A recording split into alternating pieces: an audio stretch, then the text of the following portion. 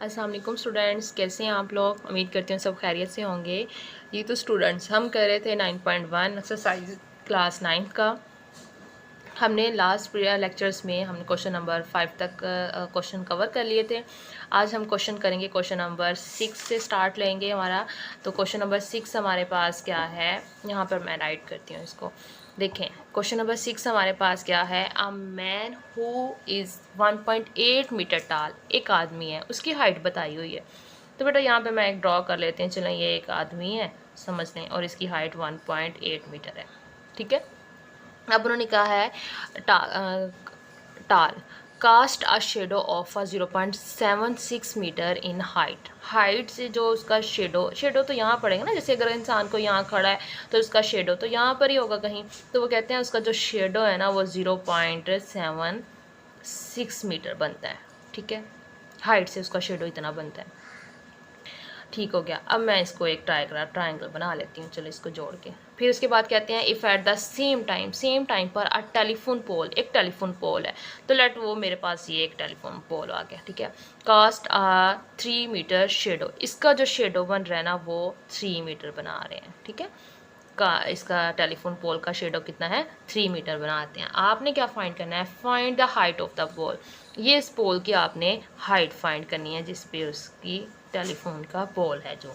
ठीक है, तो ये दो ट्राइंगल्स आ गई हैं हमारे पास। हम इनको नेम दे देते हैं, ABC का दे देते हैं, और इसको हम लोग DEF का नाम दे देते हैं। ठीक है, दो सिमिलर फिगर्स हमारे पास आ रही हैं दोनों की तरह। यहाँ पे देखें 90 का एंगल बन रहा है, तो हम लिख सकते हैं कि measure angle B is equal to measure angle E जो है वो कितना है, 90 डिग्री है। ठीक है, सिमिलर फिगर्स हैं दोनों, तो हम सिमिलर फिगर का रूल लगा लेते हैं। सिमिलर फिगर में हमारे पास क्या है कि DE जो रेशो है वो किस रेशो के, DE की रेशो किसके इक्वल होगी, AB के रेशो के। इसी तरह EF की जो रेशो है वो किसके साथ बनेगी, BC की रेशो के साथ बनेगी। ठीक है, तो मैंने DE AB और इसके बाद EF या FE जो भी आपने राइट करना है उसका कोई इशू नहीं होता, और BC की रेशो के इक्वल आ गया। ठीक है, इनकी वैल्यूज़ आपको पता है, इसकी वैल्यू 3 है तो मैंने 3 राइट की। इसकी वैल्यू 0.76 थी, इसकी वैल्यू x थी जो हमने फाइंड आउट करना है, और इसकी वैल्यू कितनी थी, 1.8 मीटर थी। तो अब हमने x फाइंड करना है। ये यहाँ पे डिवाइड हो रहा है, दूसरी साइड पे जाके मल्टीप्लिकेशन में चला जाएगा, तो ये 1.8 मल्टीप्लाई में आ गया। 1.8 को 3 से मैंने कैलकुलेटर में मल्टीप्लाई किया तो मेरे पास क्वेश्चन बना है 5.4। इसके बाद 0.76 से मैंने डिवाइड करवाया है, तो बेटा इसका x की वैल्यू जो इसकी हाइट बनती है वो कितनी बनती है, 7.1 सेंटीमीटर। तो आप यहाँ पर लिख दीजिएगा कि हाइट ऑफ द पोल जो है वो कितनी है, 7.1 सेंटीमीटर। जी तो स्टूडेंट्स नेक्स्ट हमारे पास है क्वेश्चन नंबर 7। क्वेश्चन नंबर 7 जो है थोड़ा सा डिफरेंट है पिछले क्वेश्चन से। इसमें अगर हम रेशोज़ वाला लगाएं तो काफ़ी ज़्यादा लेंथी बन जाता है, तो मैं इसको में एक और कॉन्सेप्ट लगाऊंगी, राइट एंगल ट्राइंगल्स का। तो डायग्राम में हमें क्लियर नज़र आ रहा है कि यहाँ पर जो है 3 तरह की डायग्राम्स बन रही हैं ना, 3 ट्राइंगल्स, एक ये और एक ये फुल ट्राइंगल बन रही है। तो बेटा यहाँ पर देखें, इसको हमने क्या करना है, इसमें उन्होंने x, y और z की वैल्यू फाइंड आउट करने का कहा है। कुछ 3 साइड्स ऐसी हैं जो अननोन है, उनकी वैल्यू हमने क्या करनी है, फाइंड आउट करनी है। तो मैं राइट की है कि x, y और z हमने फाइंड आउट करना है। यहाँ पर 3 ट्राइंगल्स हैं और राइट एंगल ट्राइंगल है। ये देखें यहाँ पता चल रहा है ये राइट एंगल बन रही है, यहाँ पे राइट एंगल, तो फिर यहाँ पे भी राइट एंगल होगा। ठीक है, तो दोनों एंगल्स जो हैं वो 90 दे रहे हैं। अब उन ट्राइंगल्स को हम कुछ नाम दे देते हैं अपना कि क्या ट्राइंगल्स हैं। देखें DAB एक ट्राइंगल है हमारे पास, इसके अलावा ACB ट्राइंगल है क्योंकि एंगल सेंटर में रखना होता है ना, यहाँ पे 90 का एंगल है। इसके बाद ACD, ये 3 ट्राइंगल्स हैं जो यहाँ पर हमारे पास गिवन है। और अगर ट्राइंगल्स की वैल्यूज़ साइड्स फाइंड करनी है और राइट एंगल ट्राइंगल्स की, तो बेटा आपको पता है कि हमने क्या करना होता है, हमने पैथागोरस थ्योरम लगाना है। तो मैं इधर ना सारे पैथागोरस थ्योरम से ही अपनी साइड्स फाइंड आउट करूँगी। तो मैंने पैथागोरस थ्योरम लगाया है, हाइपोटेनियस का स्केल पहले कौन सी पे लगाया है, ACD पे। ठीक है, ACD पे इसके ऊपर लगाया है। तो हाइपोटेनियस मैंने इसलिए इस पे लगाया है क्योंकि बेटा ये देखें इसकी 2 साइड्स गिवन है, एक हमें फाइंड आउट करनी है। इसको अभी हम यूज़ नहीं कर सकते क्योंकि इसका तो सब कुछ अननोन है। ठीक है, तो इस वजह से तो मैंने ACD पर लगाया है। तो हाइपोटेनियस का square is equal to base का स्केयर प्लस परपेंडिकुलर का स्केयर। ये मैंने परपेंडिकुलर का सैम्बल यूज़ कर लिया, वर्ड की जगह पे आप परपेंडिकुलर यूज़ कर लीजिएगा, लिख लीजिएगा। अब देखें हाइपोटेनस इसका क्या है, ये 90 का एंगल है और एंगल के सामने वाली साइड क्या होती है, हमारा हाइपोटेनस हो गया। तो बेटा ये 10 का स्केयर हो गया। इसके बाद अब हमारी मर्जी होती है बेस जिसे मर्जी लें, परपेंडिकुलर जिसे मर्जी लें। तो मैंने इसको बेस रखा है और इसको परपेंडिकुलर रख लिया।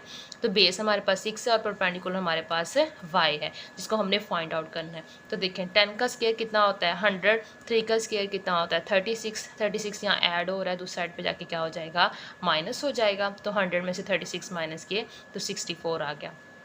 अब दोनों तरफ स्केयर ख़त्म करना है, तो स्केयर ख़त्म करने के लिए हम टेकिंग स्केयर रूट कर लेते हैं।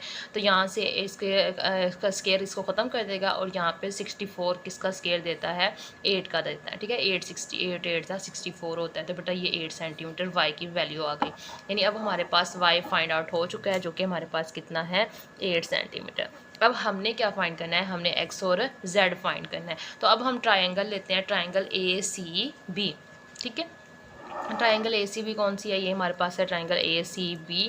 अब इस पर हम अपना थ्योरम लगाते हैं, वैसे ही पाइथागोरस थ्योरम, हाइपोटेनस का square is equal to base का स्केयर एंड परपेंडिकुलर का स्केयर। तो चेक करें इसका हाइपोटेनस कौन सा बन रहा है, ये 90 का एंगल है तो इसके सामने वाला हाइपोटेनस हो गया, ये इसकी बेस होगी और ये इसका परपेंडिकुलर। तो ये z का square is equal to x का स्केयर प्लस y का स्केयर, यानी y कितना है, 8 का स्केयर आ गया। ठीक है, तो ये मैंने यहाँ राइट किया, z का square is equal to x का स्केयर प्लस 8 का स्केयर, 8 स्केयर इज 64।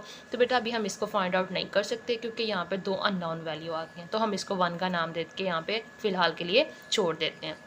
आगे हम अपनी थर्ड लगाते हैं, DAB ट्राइंगल लगाते हैं। तो उसमें हम अगेन पाइथागोरस थ्योरम, हाइपोटेनस का स्केयर, बेस का स्केयर एंड परपेंडिकुलर का स्केयर। अब ज़रा यहाँ पर आएँ, चेक करें कि इसका किस लिहाज से बनेगा।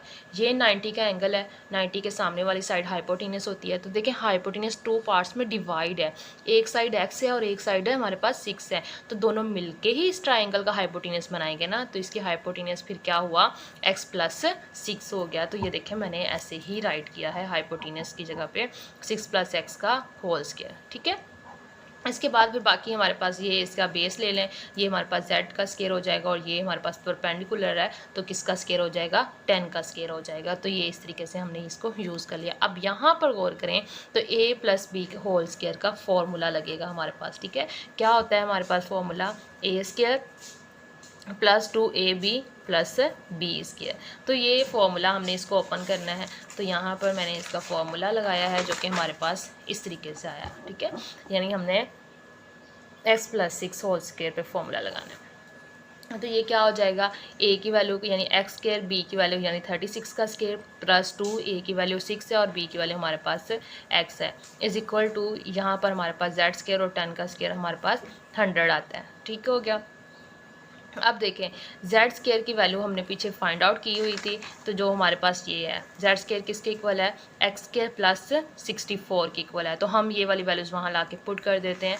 तो यहाँ पे हमारे पास क्या आ गया, x स्केयर प्लस 64 आ गया। ठीक है, अब ये देखें यहाँ भी x स्केयर प्लस में है, ये भी x स्केयर प्लस में है, ये आपस में कैंसिल हो जाएंगे। असल में ये यहाँ से उठ के दूसरी साइड पर जब हम लेकर आते हैं तो इनके साइन चेंज हो जाते हैं, तो ये आपस में कैंसिल हो जाते हैं। इस वजह से मैंने इसको यहीं पर ख़त्म कर दिया। अब देखें ये 36 है हमारे पास, इसके बाद ये यहाँ पर क्या है 12 आ गया यहाँ पे हमारे पास, और यहाँ से 1 जो है 64 को उस साइड पे ले आए और ये 100 प्लस 64 कितना हुआ 164। तो ये इस साइड पे यहाँ पर आ गया, माइनस में हो गया। तो 36 minus 164 plus 12 x is equal to 0। 164 में से 36 माइनस करते हैं तो हमारे पास माइनस का आता है 128, क्योंकि बड़ी वैल्यू का साइन माइनस का होता है। उसको उठा के दूसरी साइड पर ले जाएँ तो ये माइनस का 12x हो जाएगा।